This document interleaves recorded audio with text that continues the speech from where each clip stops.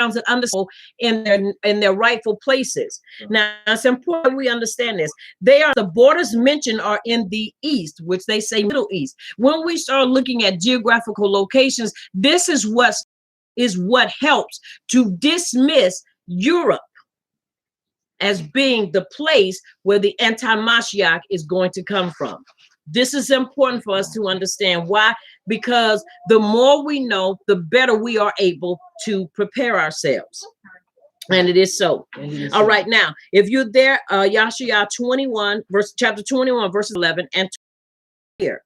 Watchmen, what of the night? Watchmen, what of the night? The watchman said, the morning cometh, and also the night. If you will inquire ye. Return, inquire ye. Now, Dumat al-Hadal that is Arabia, not Europe.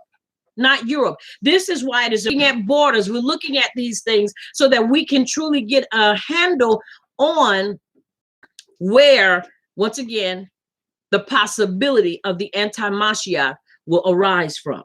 Now, y'all, I don't know about you, but I've been, like I said, watching current events over in different places. Had to get help from Iran, so fairly populated.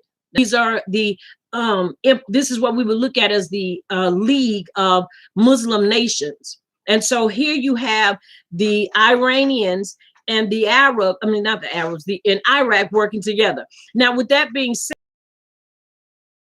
during the time of the Obama administration, when Iraq needed help, Obama would not give them any kind of assistance.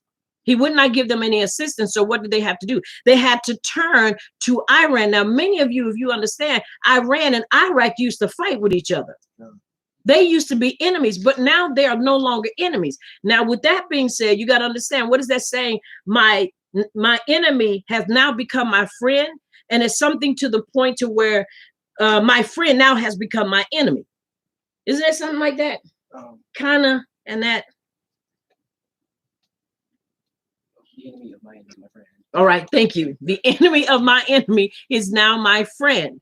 Now, with that being said, many will say, well, still, what does that have to do with anything? You got to understand, as these people are joining together, and once again, these people are Muslim. They're Muslim by nature. It is within. It is important that we understand and pinpoint certain things. Now, I'm going to finish reading, and then I'm going to read you some other things that I thought was very important for us to understanding what is being said here, so that what is being conveyed can be understood. Okay. Now, burden against Arabia. And Yashaya chapter 21 said in that same chapter, verses 13 through 17. And it reads, the burden upon Arabia, in the forest in Arabia shall ye lodge, O ye traveling companions of Dedanim. The inhabitants of the land of Tema brought water to him that was thirsty. They prevented with their bread him that fled. For they fled from the swords, from the drawn sword, and from the bent bow, and from the grievousness of war. For thus hath the master said unto me, within a year, according to the years of a hireling, and all esteem of Kedar shall fail. And the residue of the number of that Kedar is one of the sons of Ishmael. Also, we established that Muhammad is an ancestor of Kedar. I'm sorry. Thank you, Kedar. Now, shall be finished, for Yahuwah of Yasharal hath spoken it. It's important that we understand, once again, y'all, the importance of understand what's going on is to help us to fortify and better be prepared for the upcoming things. And then it helps us to understand why things are looking like they're falling apart and all around us, especially here in America. It is important that you understand that. Very important that you understand that. Now, once again, I said, and I'll continue to say it, America is not Babylon. Babylon has a geographical location. And if you look over in Mesopotamia, you will see that the Tower of Babel sits right off. It's in Mesopotamia. That we need to understand, y'all, is that these people are coming together.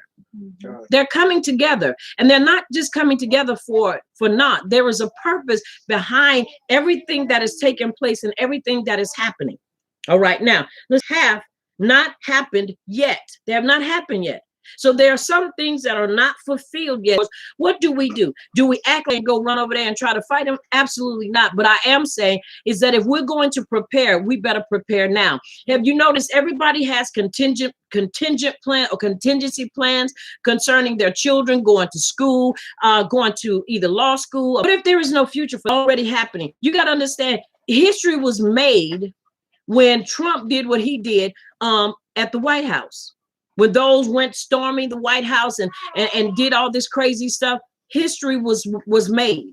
When he fought to get out of the White House and to relinquish his so-called authority. And the things that happened. Y'all, things were happening. And all the time while these things were happening, guess what? Other stuff was still taking place. Things did not stop. Then we're in what is called a pandemic. A time where, you know, people are supposedly dying at a high rate. But watch this. Even those that are in authority and in positions said that it doesn't matter what people die of. It is still going to be labeled COVID.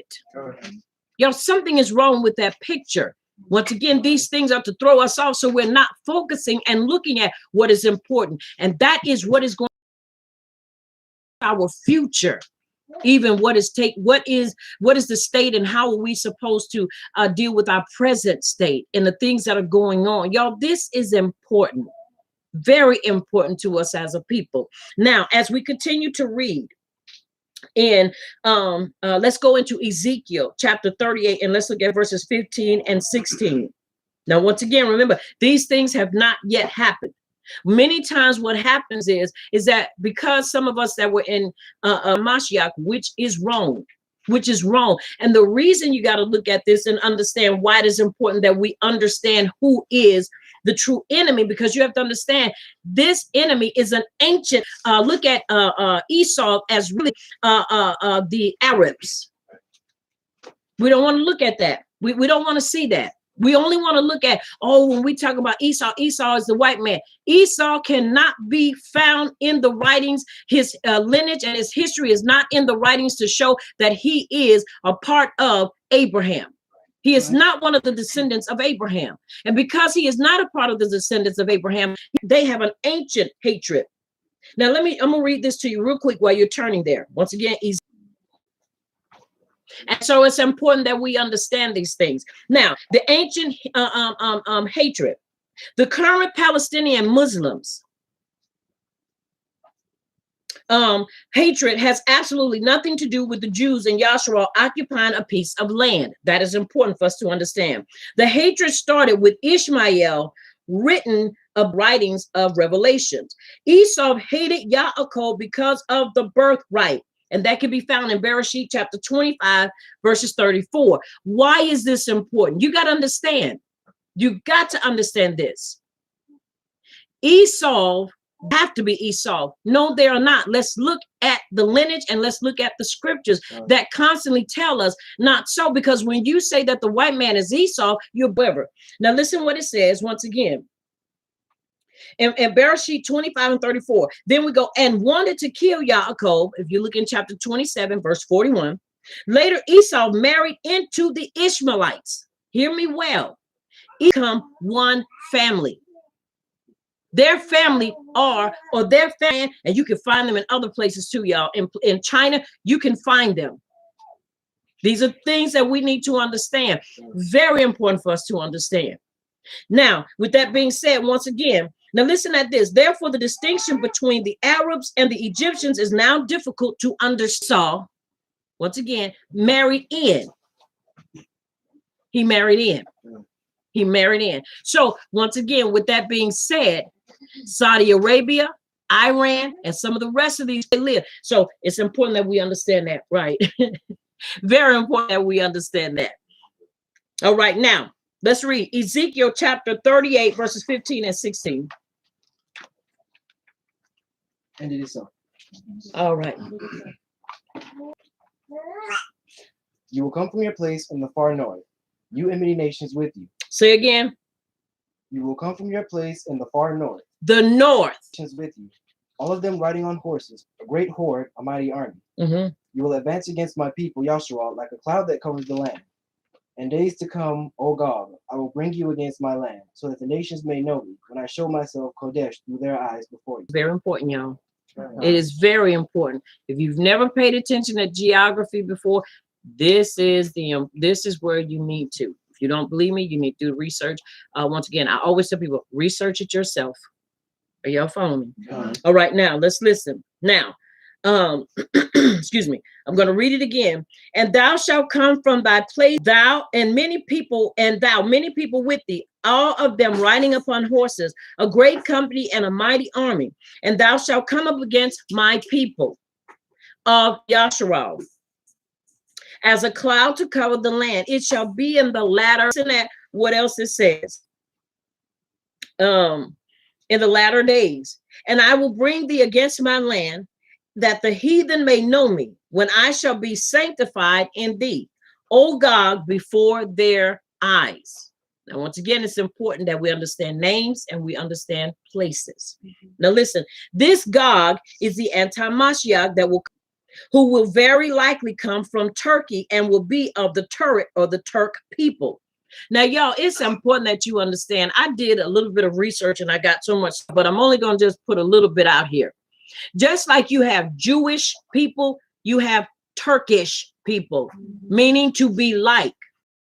To get to the meat of it, it is important that you understand some things. So I want to take a break right there, and I want to go into this real quick. I want to read this to you about Turkey, another son of Esau. Let's see. Esau, Edom had people of Turkey. Listen, some of the people in Turkey, making a distinction. You have the Turks, then you have the Turkish people, just like you have the Hebrews and you have the Jewish people to be like. God. So when you look over there and you see all these fair skinned, almost looking quote unquote white people call themselves Turkish, that's because they are basically like the Turks, but they are not Turkish. They're not the Turks. They're Turkish because they live there. Are y'all following? All right, now listen at this. Son of Isaac. And what prophecy and today's news tell us about them? First of all, let us prove that Esau and Edom are the same person. Now, when we go to Genesis chapter 36, for that, then Genesis chapter 27, we read Isaac's prophecy, a prophetic Baruch upon Esau. All right, now, excuse me, let's go there real quick. Let's look at 36 and 8.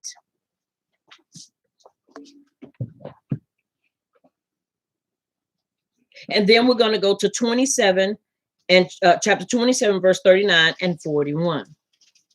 Now, I know to many people, well, why do you need to know this? Why is it important? Because if you are concerned about your well-being and the future of your family, then quite frankly, you would want to know what is to be expected in the future. I'm not saying it's going to happen tomorrow, and I'm not saying that it's not, but I do know there are certain things as the children and know what we need to do. I know many of us, have the idea, and we want to send many times, we're going to send our children to college, and we're going to send them this way, and we want them to go to medical school, and we want them to be lawyers. Now, once again, I understand people want a better future for their children, but y'all, it is imperative that we understand certain things that are going to take place. And how do we put ourselves in these positions to prepare for these things? I'm not against education, but I'm against the wrong type of education. If you're going to send your child to be a doctor, send them to be an herbalist. If they're going to study law, let them study the law of Abba Yahuwah. So when the time comes, as we need lawgivers. We need this to be judged by people that understand the law of Abba Yahuwah. But we're ready to send them off to learn these things. I will say this. Yes, we need to know the judge situations. We're using the European system to judge Hebrew situations, which do not work. It don't work. It's just like trying to wear ballerina shoes and you got to walk over rocks. You're going to tear your feet up. All right, come on. Thus dwelt Esau in Mount Seir. Esau is Edom. Read that again. Thus dwelt Esau in Mount Seir. Esau is Edom. All right. Let's look at chapter 27, Bereshit, and let's look at verses 39 and 41. And Yashak his Abba answered and said to him, See, your dwelling is of the fatness of the earth, and of the dew of Hashem. It shall be when you go restless that you shall break his yoke from your neck. To 41. Mm-hmm. And Esau hated Yaakov. Then I'm going to kill my brother Yaakov. And it is so. Now we understand it's about birthright. European people don't have a birthright. They don't know anything about birthright. You got to understand what the European people did was took us from the birthright. They took us, indoctrinated us, and basically messed up our minds where we didn't understand and didn't even know we had a birthright. But you got to understand the whole time we understand birthright and we want this and we're going to have it. Are y'all following? Read a little more and then we're going to go right back in because I want to establish a foundation. Now, once again, Esau, according to Bereshit, dwelt in Mount Seir. Esau is Edom. Dwelling shall be of the fatness of the earth. Fatness in H49:24 can also include oil. Now, you got to understand something. These people are not broke. Many times you hear the comedians laugh and talk about those that do commit or involved in the jihad war, and they can't do anything, but you better understand they have a backing, a financial backing, and that's why they do the stuff that they do. Don't ever believe for one moment that these people are broke and without. Because they have money, they have possessions. Don't think because they may dwell in a tent that they have no money or they have no possessions. Let me tell you something. They produce some of the finest cars, because what is it, the Bentley or the Mercedes that's over there that they drive on a day-to-day basis? The Mercedes and Bentleys. And because why? Oil is also considered black gold. Black gold. All right, now let's look at this. And of the dew of Shemayim from above. By your sword you shall live. They live by the sword, y'all. All you got to do is see the emblem. It's the crescent and the scimitar. It looks like they did to gather land and to get myself over there like I'm looking straight up. Yeah, on YouTube. All right. Thank you. Now listen at this. And you shall serve your brother, and it shall come to pass when you become restless, that you shall break his yoke from your neck. So Esau hated Yaakov because of the what? The blessing. He hated him because of the blessing. Are you feeling me? Are y'all hearing me? Can you see? You see where my eyes are up? Yeah, to the side. Yeah, that way, because it looked like every time I look this way or look at him, I'm looking straight up like that. All right, thank you. In his heart, the days of mourning of my Abba are at hand. Then I will kill my brother Yaakov. Now think about this now. This is an ongoing hatred. They two sisters squabbling. You ever notice that it is passed down through generation after generation, and they just pick up that hatred? You got sisters' children fighting, then their children fight, then their children fight, then their children fight. Why? Because it is stemmed from a hatred from those that were the matriarchs or the patriarchs that started it. And it continues to push. And with every generation of people, it gets even more intense. All right. Now, also Bereshit describes the wives and early descendants of Esau to substantiate what we are talking about.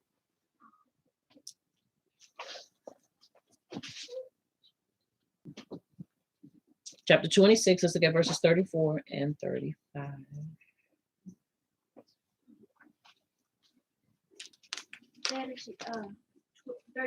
Chapter 26, 34 and 35.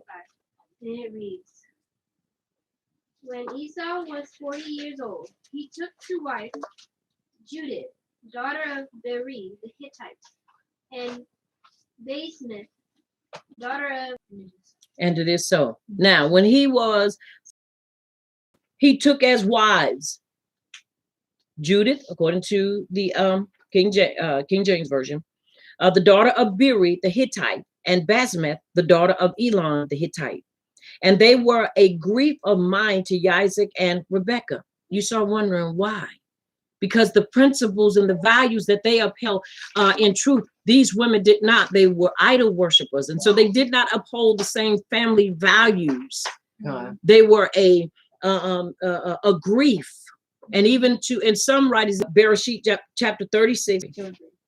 Esau took his wives from the daughters of Canaan, Adah, the daughter of Elon the Hittite, and Oholibamah, the daughter of Anah, the daughter of Sebon the Hivite, and Basemath, Ishmael's daughter, sister of Nebaioth. And it is so. And it is so. And it is so. And it is so. Now, listen at this.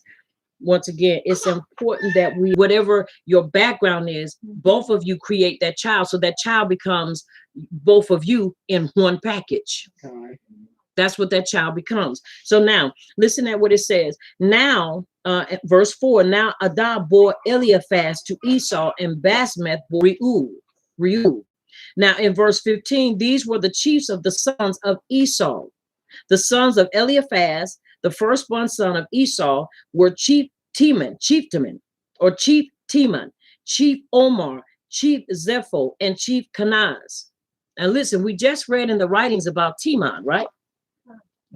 Descendants. These are people, these are the descendants. Are y'all following me? Okay, let's see. Up here in verse Yashayah chapter 21, verses 13 and 17. The burden upon Arabia in the forest in Arabia. Shall ye lodge, O ye traveling, brought water to him that was thirsty. They prevented with their bread him that fled. For they fled from the swords, from the drawn sword, and from the bent bow. So now we're seeing the descendants. Are you hearing me? Of Esau. Also, we're seeing. Oh, all right. Now, once again, let's keep names in mind. Once again, verse 15 shows us the chief sons of Esau. These are the chief sons of Esau. Esau has 6 wives and many sons and grandsons. None of them reflect. They belong to a family far gone in transgression and apostasy from Abba Yahuwah. As Bereshit 26 and 35 says, his choice of wives were a grief of mind to Isaac and Rebekah. The choice manifested Esau's tolerance of carnality, and his indifference to the spiritual values of his family. But Esau's tolerance for carnality didn't stop with his wives. Descendants.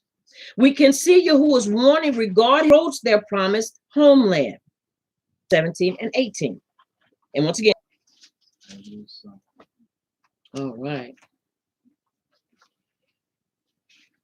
Shemot, chapter 23, verse 28, which is Exodus, and Devarim, chapter 20, verses 17 and 18.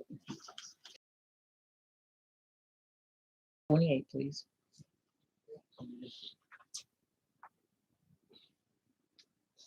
And I will send hornets before thee, which shall drive out the Hivite and the Canaanite and the Hittite from before thee. And it is so. And it is so. And let's look at verses 17 and 18. 17, 18. Mm-hmm.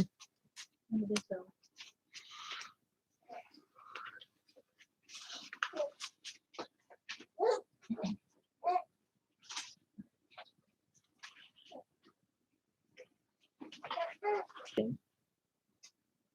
And it is so.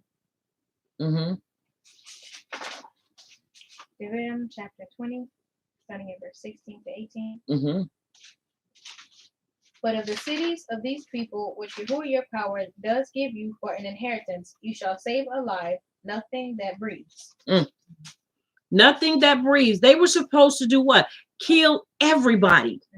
That means nothing was supposed to survive and live. Nothing. All right, let's read. And the Jebusites. And Yahuwah your power has commanded you. that they teach you not to do after all their abominations which they have done unto their mighty ones. So should you sin against Yahuwah your power. And it is so. And it is so. Instructions on what not to do and instructions on what to do means into law or telling us to do these things. Now think about it. What if they would have obeyed Abba Yahuwah and did and done what they were supposed to do? Then some of the people we're going to deal with now, we wouldn't have had to deal with their descendants because they would have already been done away with. Many times we don't think about that, but it is the truth. They did not do what the Abba told them to do. Now, but these instructions were not instructions he placed a curse on them. Now, we're going to stop right there.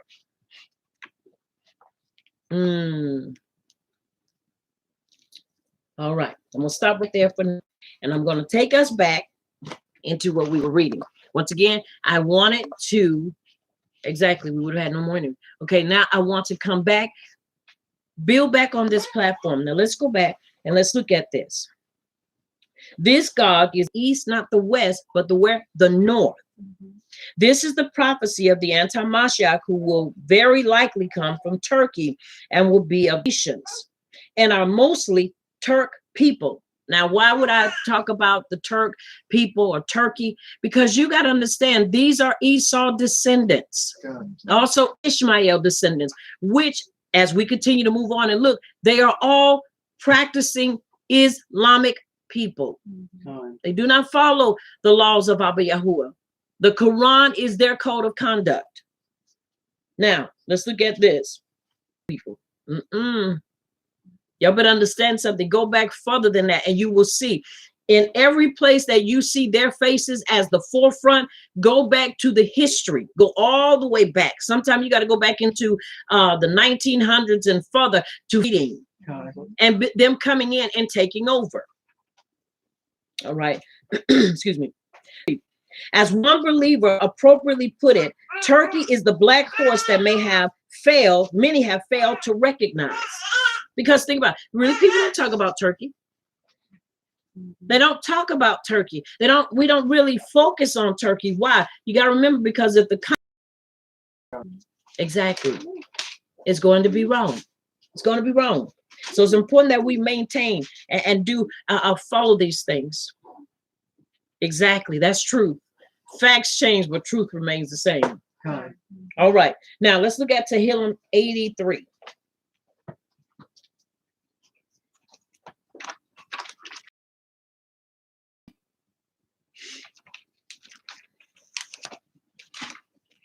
All right, Tehillim chapter 83. Okay.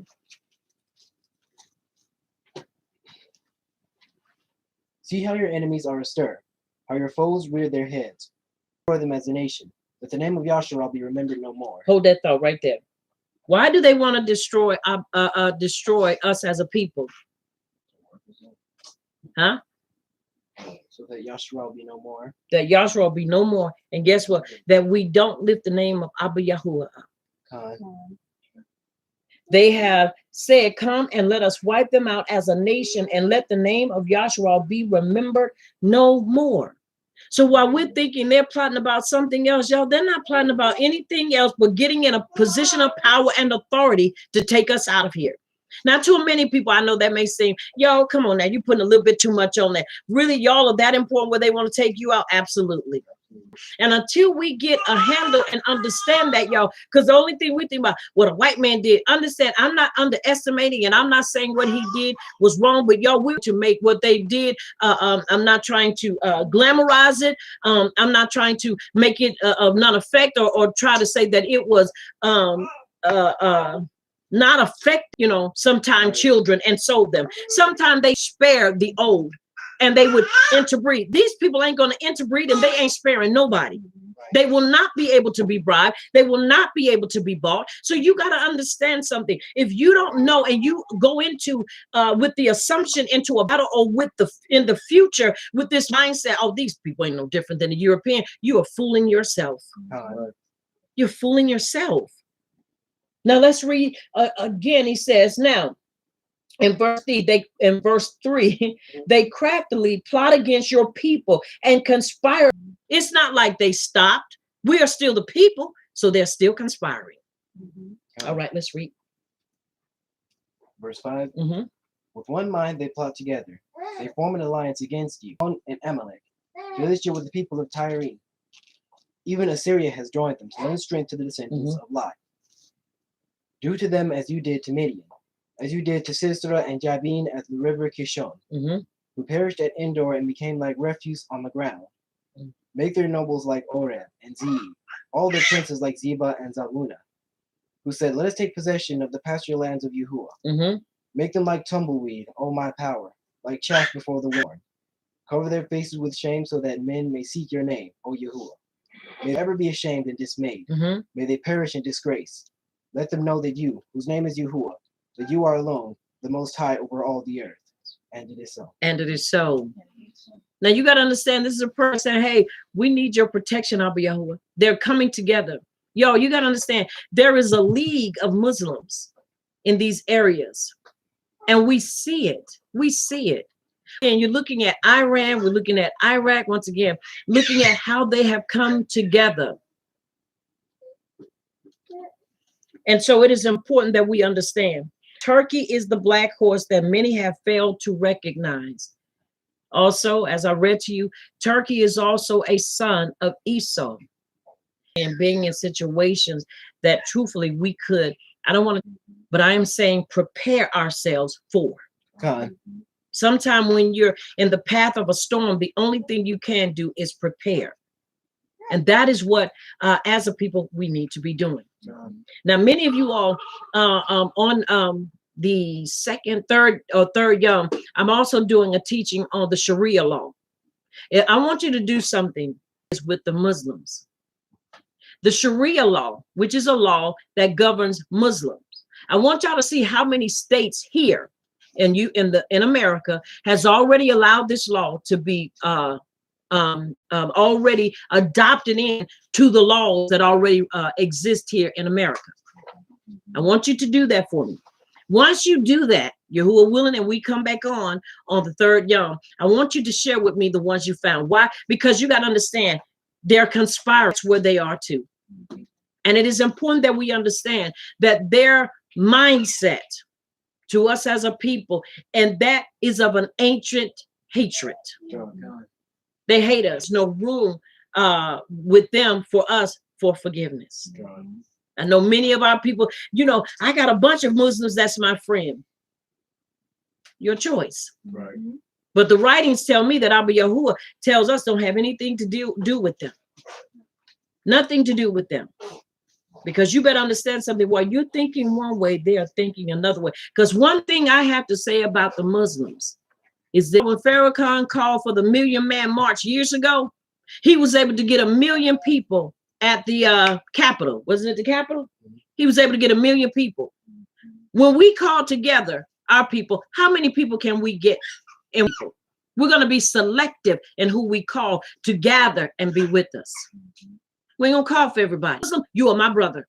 You are my sister. And you need to be here to hear what they call him, the Honorable Farrakhan, has to say. We do stuff. We do not do that. Yes, it's sad. We don't. We will not call for everybody. You hear somebody say, they with me. But they say we won't. We don't do it. There was a time some years ago, there was a situation that happened at a Coliseum, and they were talking about it. They had it was some Hebrews and there was some Muslims there, and they had rented the Coliseum at the same time. And the thing of it is that they were saying, well, really, y'all don't need it because y'all among each other. And that was their number one thing towards the people. Y'all, so you got to understand, because number one, when it's time to come together, how are we coming together? Or are we really coming together? That's important to think about, y'all. Very important to think about. Now, listen at this. Now, in the Scaife, I think, Herzog Encyclopedia of Religious Knowledge, citing ancient Armenia and Media. In short, the republics south of Russia and north of Yasharal comprise of Azerbaijan, Afghanistan, Turkestan, I think this is Shania, Shania, Turkey, Pakistan are Muslim nations to Yam. They're all together because they're Muslims. Now watch this. This is the heart of the vast Islamic Ottoman Empire. For many centuries, now listen at this, Hesiod, the father of Greek dictatic poetry, identified with the Scythians and southern Russia in the 7th century BC. Hesiod was a contemporary of Ezekiel. Flavius Joseph recorded that the Greeks called the northern region is described in Ezekiel chapter 38. Now we're going to go into Ezekiel chapter 38 and look at some passages. As the remote part of the north. Somebody say north. North. It is the remote part of the north. The writings does not say farthest north. It simply says the house of Togarmah or Togarmah of the north quarters. Ezekiel 38 and 6. Once again, 38 verse 6.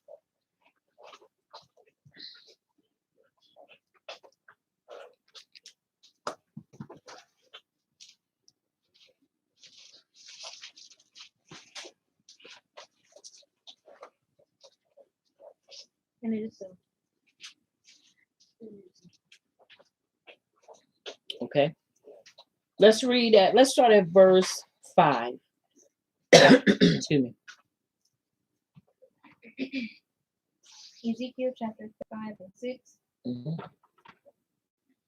Persia, Ethiopia, and Libya with them, all of them with shield and helmet.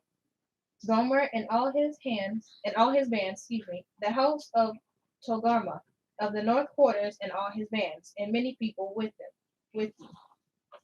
And it is so. And it is so.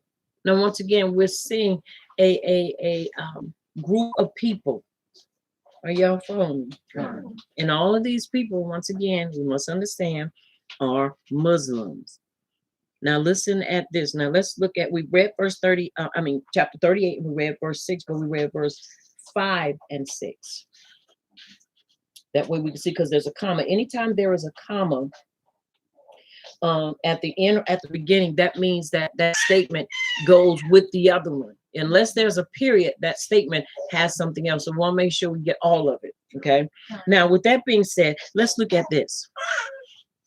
This God from Magog is another name for the anti-Mashiach. Obadiah 1 and 9. Let's look at Obadiah 1 and 9.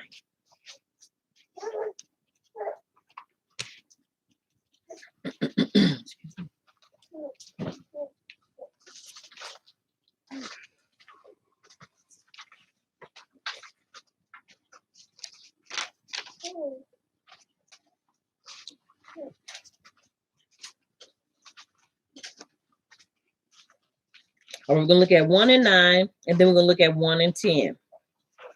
Okay? All right. There, I want to read something to you. This is the heart of the vast Islamic Ottoman Empire for many centuries. Now, I want to read something to you, and I like pulling out certain things because I believe it's important to understand certain. I want to read just a little bit from the Islamic Ottoman Empire. And this shows the day in history, schedules, Ottoman Empire, the origin of the Ottoman Empire, rise of the Ottoman Empire, what countries were part of the Ottoman Empire, Ottoman art and science, and those types of things. The Ottoman, and read a little bit of this, and then I'm gonna go back and go down a little further and read to you. Why is it important that we understand these things? Because you got to understand, this is where this was birthed out of or from. This is the heart of the vast Islamic Ottoman Empire for many centuries. It says Hesiod, the father of Greek dictatic poetry, identified Magog with the Scythians and the southern and southern Russia in the 7th century BC. He was also a contemporary of Ezekiel. And so just want to show, you know, somebody say, well, what is the Islamic Ottoman Empire? What was that? And why should we understand that? Empire was one of the mightiest and longest lasting dynasties in world history. This Islamic run superpower ruled large areas of the Middle East. You hear me say East? I'm talking about the Middle East, but I constantly just say East because we're trying to figure out where's the middle. Okay, but we say East. Known as the Sultan, was given absolute religious and political authority over his people, while Western Europeans generally viewed them as a threat. Many historians regarded the Ottoman Empire as a source of great regional stability and security, as well as important achievements in the arts, science, religion, and culture. So we're not talking about, understand they are savages because all they want to do is fight, but because they are a cultural people, they do what they do. But at the same time, you better understand they are conspiring against us as a people. Now listen at this. Origins of the Ottoman Empire. Osman I, a leader of the Turkish tribes in Anatolia, founded the Ottoman Empire around 1299. The term Ottoman is derived from Osman's name, which was Uthman in Arabic government, and expanded their territory under the leadership of Osman I, Orhan Murad Bezid I. In 1453, Mehmed II, the conqueror, led the Ottoman Turks in seizing the ancient city of Constantinople, the Byzantine Empire's capital. This put an end to the 1,000-year reign of the Byzantine Empire. Sultan Mehmed renamed the city Istanbul, thank you, and made it the new capital of the Ottoman Empire. Istanbul became a dominant international center of trade and culture. Mehmed died in 1481. His oldest son, Bayezid II, became the new sultan. Now you see how authority is passed on, one die. The son takes up the authority, and guess what? Continues on. Rise of the Ottoman Empire. By 1517, Bayezid's son, Selim I, brought Syria. Listen at this. Brought Syria, Arabia, Palestine, and Egypt under Ottoman control. Now, mind you, this is what somebody under control means. Now I control you, so now you got to do exactly what I tell you to do. People were forced into becoming Muslims. They were forced into it. Now listen at this. The Ottoman Empire reached its peak between 1520 and 1566. During the reign of Suleiman and the Magnificent, this period was marked by great power, stability, and wealth. Suleiman created a uniform system of law and welcomed different Muslims, considered Suleiman a religious leader as well as a political ruler. So once again, y'all, it's not like these people have no kind of culture, no kind of background. They have all of these things, structure, authority. They have it all. Now listen at this.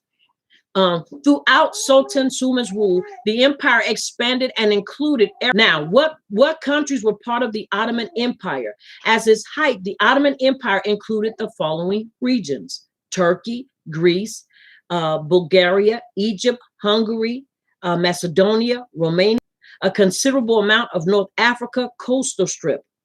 That's important for us to understand, because you got to understand, when conquering a place, you leave your imprint. Even when you are gone, you still leave an imprint, and you still leave certain things that are still thriving, functional, and so forth. Now, I'm going to go back here. I'm going to go back and I'm going to read. Now, let me show you this. Once again, it's important that we understand that each one of these areas occupy Muslims. Are y'all hearing me? God. Muslims. Somebody, well, it doesn't matter. Yes, it does. God.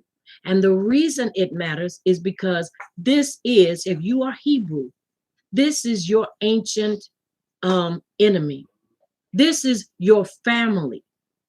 And this is why I say you need to understand where these pockets of people are. While people are telling people, oh, just move to the hills. Which ones? Move to the mountains. Which ones? Which ones? Y'all, they're everywhere. They're everywhere.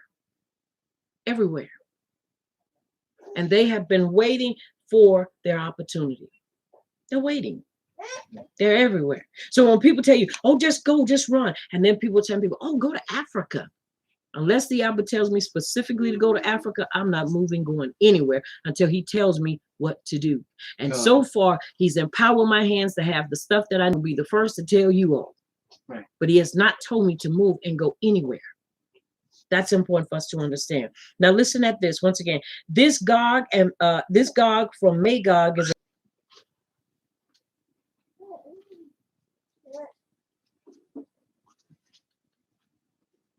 And the mighty men, O Teman, shall be dismayed to the end that every one of the mount of Esau may be cut off by slaughter. It is so. Now listen at this. Why would Yahuwah want to cut down and slaughter Teman if this is not Muslim lands being judged? Then what? It's being judged. Are y'all following me? Because of the things that they have and will.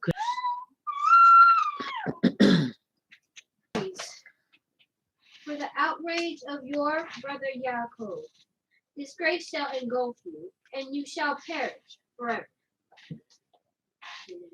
And it is so. Now listen at this.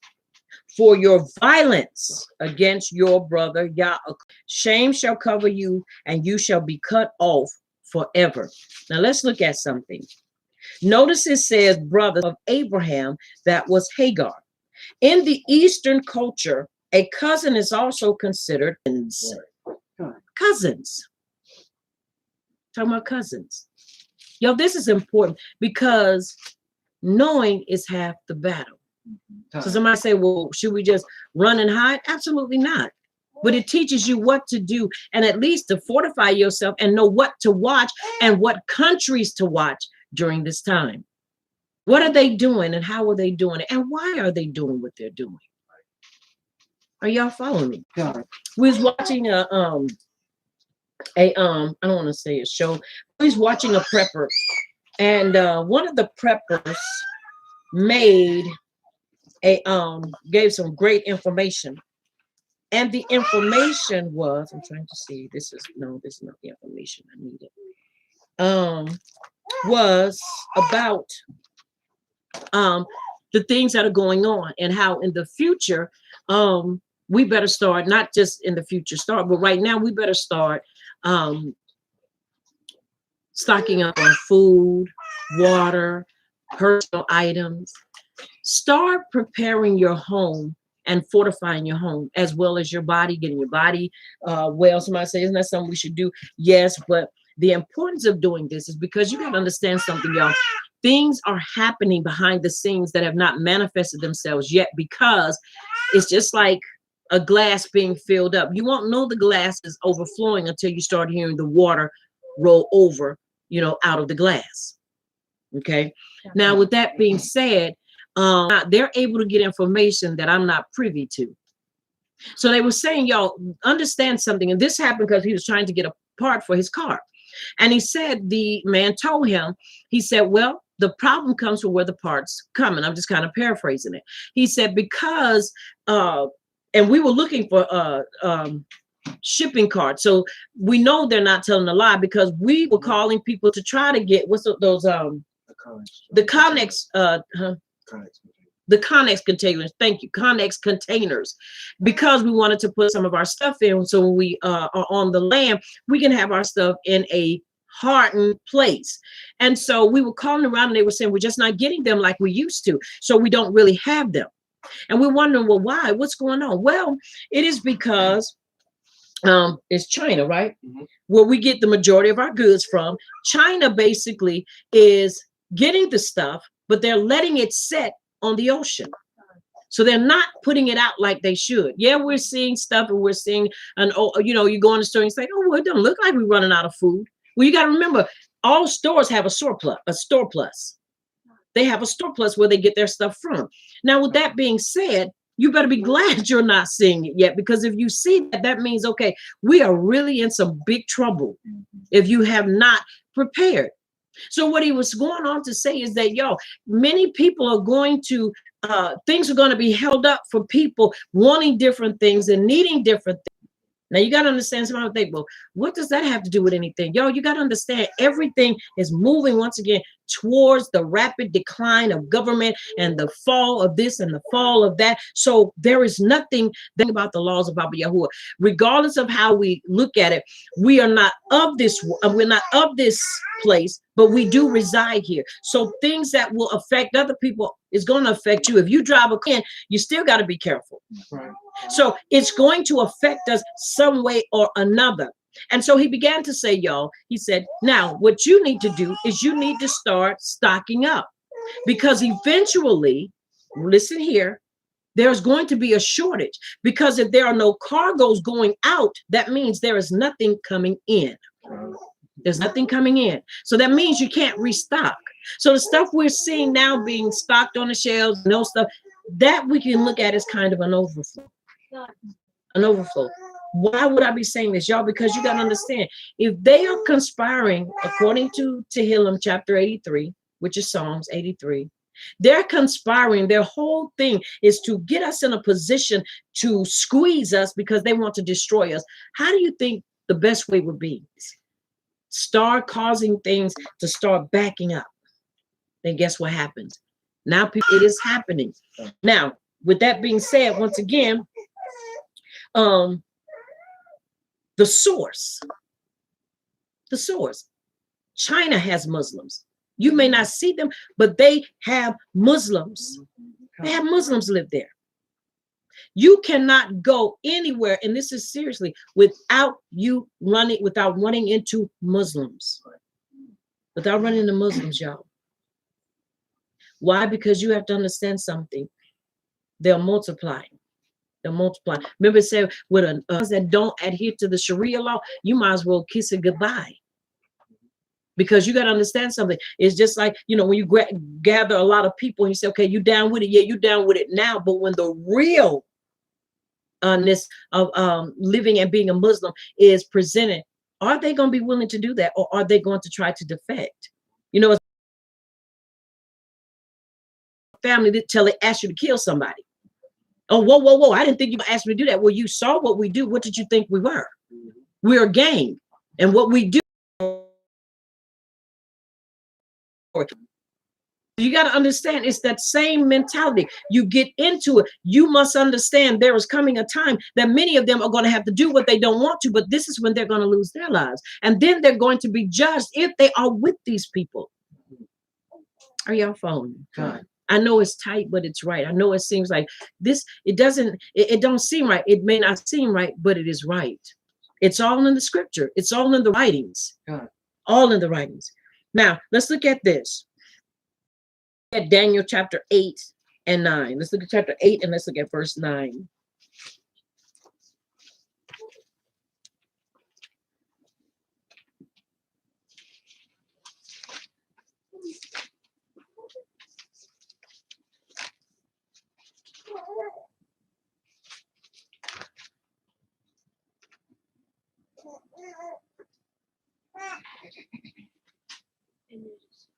All right, verse 9, Daniel chapter 8, verse 9. All right, let's read.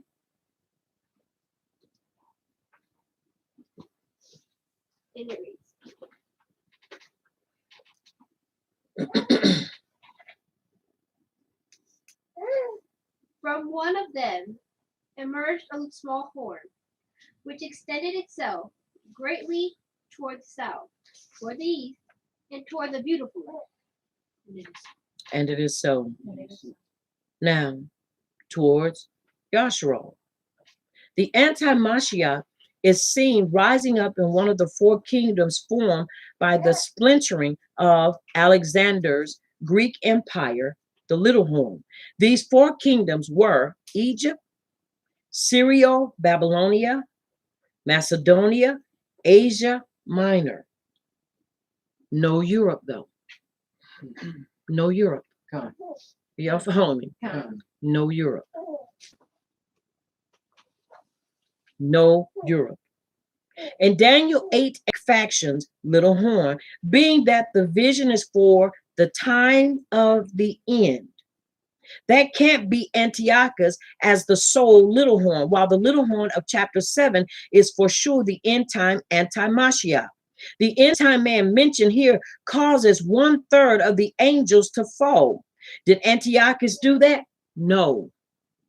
No, he did not. Once again, getting history and getting things in line in order to see these things, are you hearing me? From the position of where we're standing now is so important. So important. Are you following me?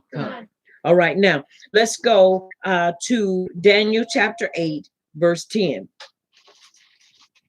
Let's look at Daniel chapter 8, verse 10. And it is so.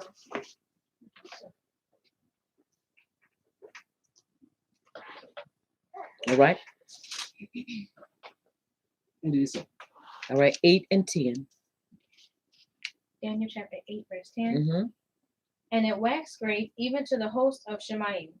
And it cast down some of the host and of the stars to the ground and stamped them. And it is so. And it is so. Now listen to this. And it waxed great even to the host of Shemaim. And it cast down some of the host and of the stars to the ground and stamped upon them. Daniel 9 and 27. Let's read that. Excuse me. Let's go back to Daniel chapter 9 and let's look at verse 27. And then we're going to look at verse 26. We're going to read 27 first, then we're going to go to 27. It is so. I mean 27, then to 26. With many for 1 week. And in the middle of the week he shall put an end to slaughtering and meal offering. And on the wing of abominations he shall lay waste, even until the complete end, in that which the decree is poured out on the one who lays waste. All right. Now, let's look at this. Says that the prince that is to come will also do the 7-year covenant. So if the prince is Titus in Daniel 9 and 26, then the prophecy fails, as he did not do any covenant with Yasharal. So it cannot be Titus. No, pause. Remember I said that? Anytime you read, this is what we have to look for. If there is a comma, it doesn't mean you stop. It means you continue to go. If it is a period, it means stop. So it continues to move. Now listen at this. The only plausible way is that the anti-Mashiach must come from an area neutral and shared by the Ottoman Empire he comes from. But chapter 11 does. He comes from the Seleucid. Now it's important that we understand when you look at Assyrian maps, and that map is too small, y'all, so I can't show it to you. This is one of the things that I really do need. But looking at the map. Now Daniel 8 and 9. Listen at Daniel 8 and 9. And out of one of them 4 divisions of the Alexander's empire came forth a little horn, which waxed exceedingly great toward the south and toward the east and toward the pleasant land. Yasharal. Now, the question we should be asking is, why would Yahuwah take John to a desert to show him this vision in Revelation chapter 17, verse 3? The whole thing was in a desert. The woman and the beast coming out of the waters was not in a desert area. The question we need to answer is, how does this fit with Rome better than Arabia? Are y'all hearing me?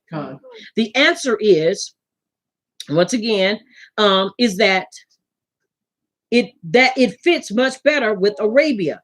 Paul writes somewhat of a lengthy letter to the Romans, and nowhere does he mention such an important topic as judgment coming on Rome and then being obliterated. That is ironic, is it not? Once again, he's writing the letter and he's talking to them. But yet, Listen at this. He is not going to warn them of the forthcoming judgment. This is why it's understanding letters and understanding writings and understanding how people do things. I can't remember how it is. The context of it. Context and what is syntax and all of those things that help us to understand how people write. And even when people write, do you not understand? It helps to understand their character. It helps us to understand their nature and their culture. So when they analyze, they say, well, by their writings, we can see, by their sayings, we can determine. And this is how they do these things. Now, it's important, once again, that we understand this. It is not put out here to make us scared. I'm not putting it out here to have us running, understanding where we are going to see the greatest fight come from. Are you hearing me? The greatest fight, the greatest resistance towards us as a people. This is so important. And the reason it is important, because it helps us to understand how to conduct ourselves, how to carry ourselves. The Abba never put Yasharal in a position to where he was not going to fortify them to protect themselves. Mm-hmm. That is what is important for us as the children of Yasharal to always understand and never forget. Now, it's very important that we understand this. All right, yeah. Now, the major problem with Europe, and we're going to go over this, this city is in Revelation 18 burns literally. 10, 16, 18, 19, and 21. Let's look at Revelation chapter 18. And let's look at verse 10.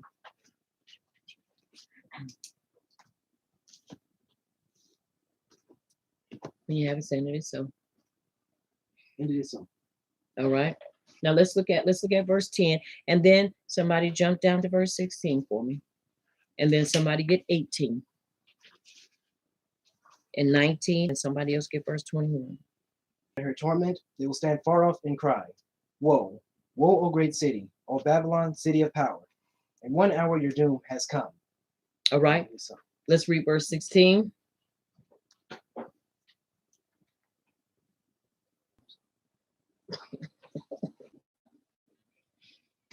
Verse 16.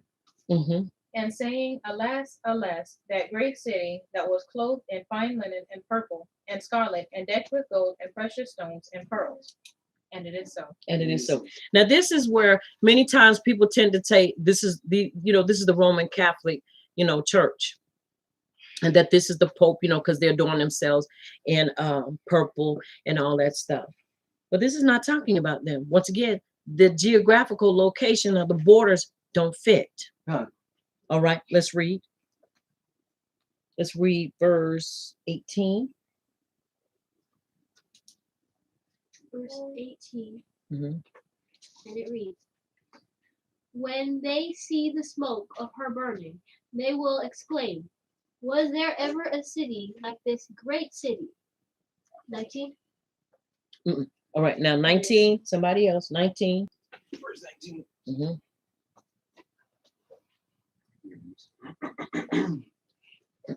Excuse me. I saw the beast and the sovereigns of the Eretz and the 18, chapter 18, verse 19.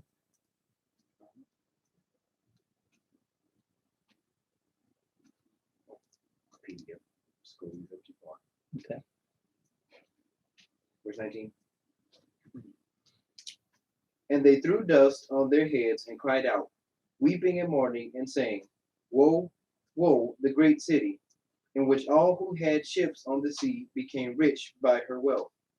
For in 1 hour she was laid waste. Wow. All right, 21.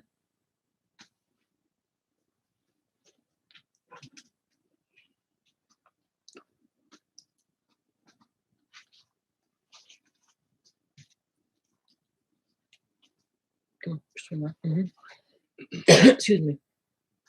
Then a mighty Malak picked up a boulder. The city of Babylon was thrown down, never to be found again. Read that again.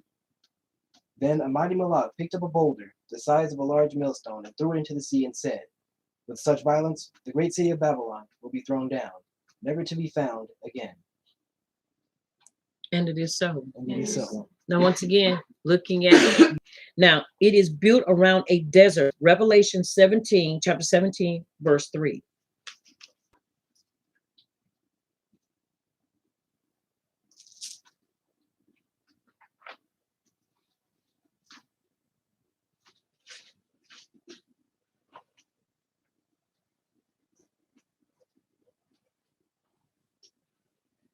Excuse me. All right, let's read, please.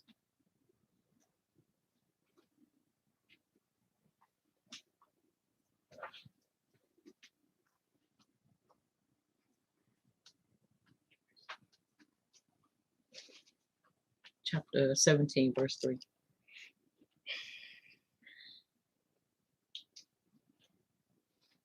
Revelations chapter 17, verse 3. Mhm. So he carried me away.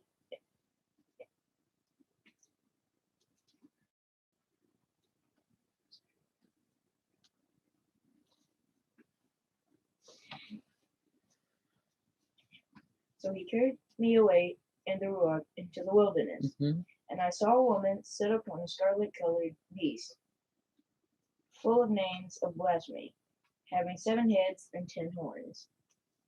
And it is so. Now, it is built around a desert. Now, it stands beside 7 mountains. Revelation 17 and 9. What I do is jump down a few verses. Go back up a few verses. I'm sorry. No, go down a few verses to verse 9.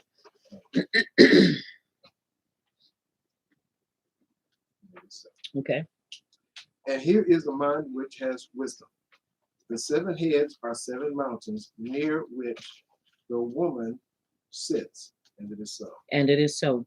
The merchants sell it their merchandise, fast cars, planes, gold, and other stuff mentioned in Revelations chapter 18. Now I'm gonna read that again. The merchants sell it their merchandise, fast cars, planes, gold, and other stuff mentioned in Revelations, oil. All right, let's look at Revelations chapter 18 and let's look at verses 12 and 13.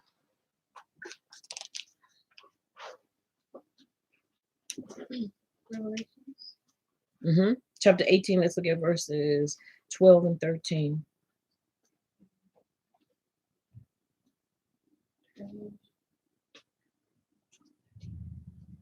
Chapter 18, verses 12 and 13. Oh, chapter 18. Okay. Mhm. And it reads, chapter 18, verses 12 and 13. Merchandise of gold and silver and precious stone and pearls and fine linen and purple and silk and scarlet and all citron wood, iron and marble, iron and marble, excuse me, and cinnamon and incense and fragrant oil and frankincense and bodies and lives of men. And it is so. And it is so. And look, cinnamon. You have to understand, cinnamon is a very expensive, all the stuff. The merchandise of gold and silver and precious stone and pearls and fine linen and purple and silk and scarlet. We don't have all that stuff here. We got to order it. We got to send for it to come to us. And essential oils too. Yes. We got to get that, y'all. Now listen at this. And every object of ivory and every object of most precious wood and bronze and iron and marble, and cinnamon and incense and fragrant oil and frankincense and wine and oil and fine flour and wheat and cattle and sheep and horses and carriages, and lives of men. God. Y'all know we have to order stuff here. That's how come stuff is sitting up now, in cargo crates on the ocean. Port, I think of New York. Because New York is, and I think Chicago, these northern places and stuff like that, because that's kind of like a port for it. It goes there, and that's where you kind of get a lot of stuff from.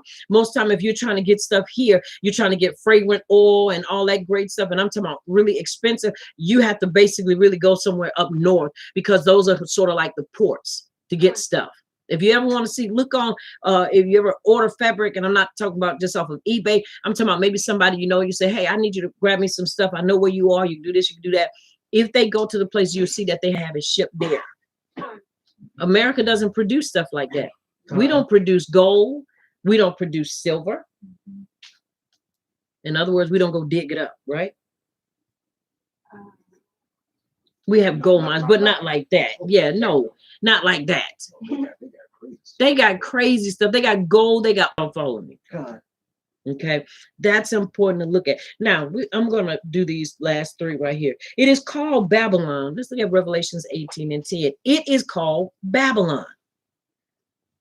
It is called Babylon, not America. All right, let's look at 18 and 10. Okay. Mm-hmm. Standing at a distance for fear of her torture, saying, woe, woe, the great city of Babel, the mighty city, because your judgment has come in 1 hour. And it is so. It is called what? Babylon. America is not called that, even though people will say, New York, all the stuff they do. Yeah, y'all, there's stuff we do. And once again, I'm not minimizing the crime. I'm not minimizing any of that, y'all. But the stuff we do here is nothing compared to the stuff they do there. And then you remember to who it's being done to. All right, now, the 10 kings will burn the harlot. Let's look at Revelations chapter 17 and 16. Chapter 17 and verse 16. And it is so. All right, let's read.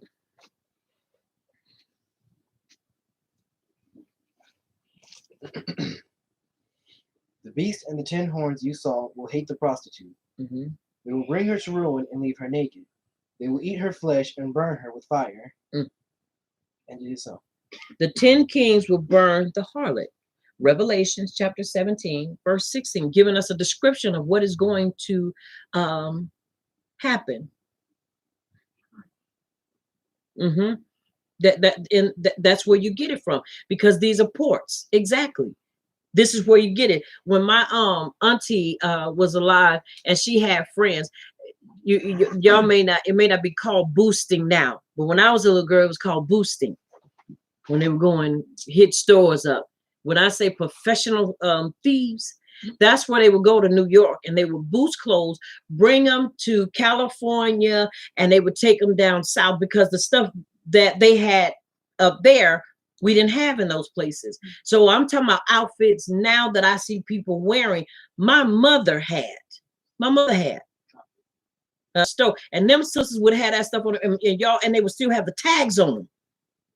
And I remember when we would have parties and they would have them laid all out. And I'm talking about outfits that I would like to have now. Because and they were very expensive. And they would go to New York and they would come back. They would go to California, and then their sisters knew what they was doing. Yes, boosting. And that's how they made their living. And that's how they got the stuff. But that's where they would go get the fine stuff. I'm talking about silk. You wanted a silk outfit? That's where they would go and get it. They could go boost a outfit for $1,000. And back in that time, that was like $1 million. If you wore a $1,000 garment, you was the stuff. You was the stuff. And so they would go get it, but they bring it. That's 100% because you didn't stole it. So you could sell it for whatever you got it for. So y'all understand, we don't produce. And when I say produce, we don't bring our own stuff like that. We don't. But this place does. Gold. If you ever watch, even look at places like in Iran, Iraq, y'all, they have gold. When you go in the mall and you go in the center, that's gold, y'all. That stuff is real gold. And the reason why they can sell it to you and to me the way they do is because they don't hardly pay nothing for it. Right. It is so prevalent there. And their beautiful silk scarves, to them, it's just something, we go buy it every day. We get it here. And it's like, wait, you mean tell me I can get a silk scarf for what? And then sell it for here for how much? Okay, I'm going to open up a whole store. And this is how I'm going to get rich, because I know I can get it. And this is how I can get it, because it's about international, trade. It's about meeting a need. And so this is what people do. Now, once again, let's look at what we have here versus what we have to send for and get. Yes, they owe all of it. the gold and everything. That's why when you see them with that beautiful gold on, you be like, even the babies have the gold on. They little bracelet budget. So then we tend to, overlook them for being the people that they are. Watch this, towards us. We don't see it like that. Are y'all following me? All right, now this is the last one. The harlot must burn with oil according to scripture. Let's go to Yashayah 34:9, which is Isaiah 30.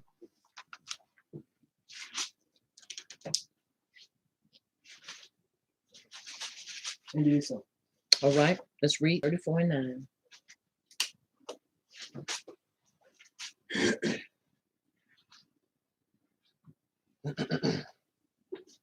Medium streams will be turned into pitch, her dust into burning sulfur.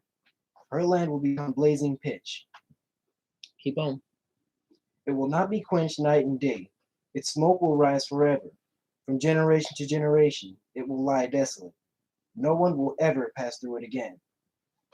The measuring line of chaos and the plumb line of desolation. Her nobles will have nothing there to be called a kingdom. All her princes will vanish away. Thorns will overrun her citadels, nettles and brambles her strongholds. She will become a haunt for jackals, a home for owls. Desert creatures will meet with hyenas, and wild goats will bleat to each other. There the night creatures will also repose and find for themselves places of rest. The owl will nest there and lay eggs. She will hatch them and care for her young under the shadow of her wings.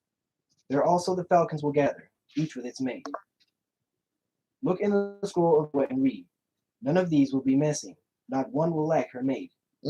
For it is his mouth that has given the order, and his ruach will gather them together. He allots their portions. His hand distributes them by measure. They will possess it forever and dwell there from generation to generation. And it is so. And it is so. Now listen to this, not to jump, but I want y'all to see something here that's really important. It says, and he tells us, search from the book of Yahuwah and read. Not one of these shall be missing, not one shall be without a mate. Now, with that being said, because the Abba understands procreation, he didn't say that one would have 3 or 4. God.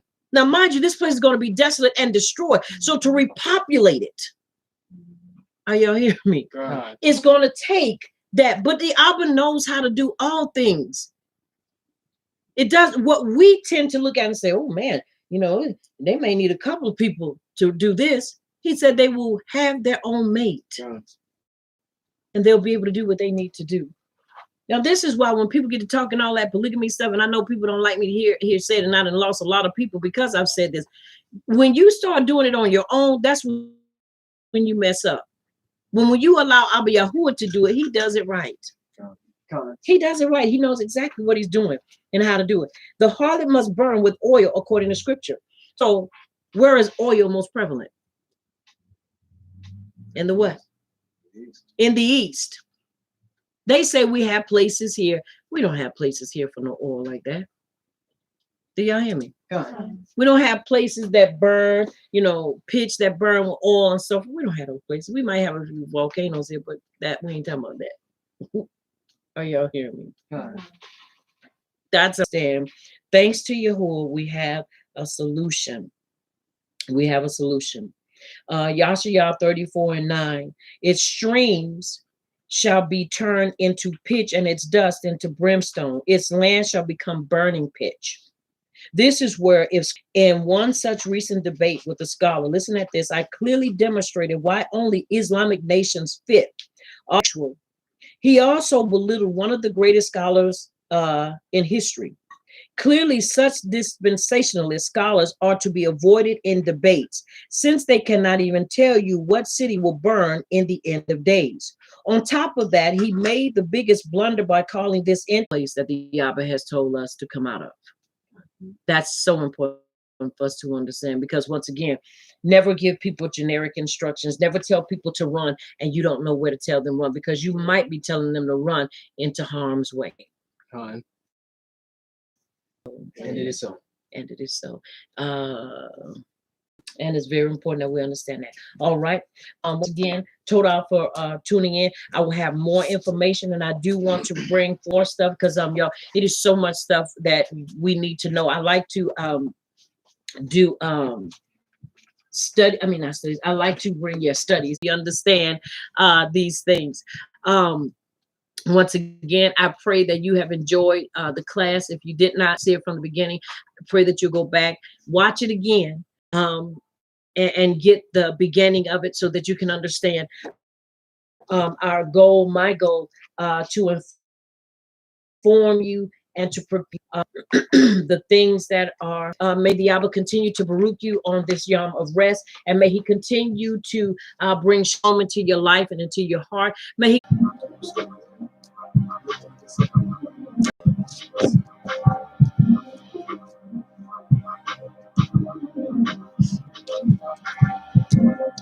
I need to charge this because it's dying.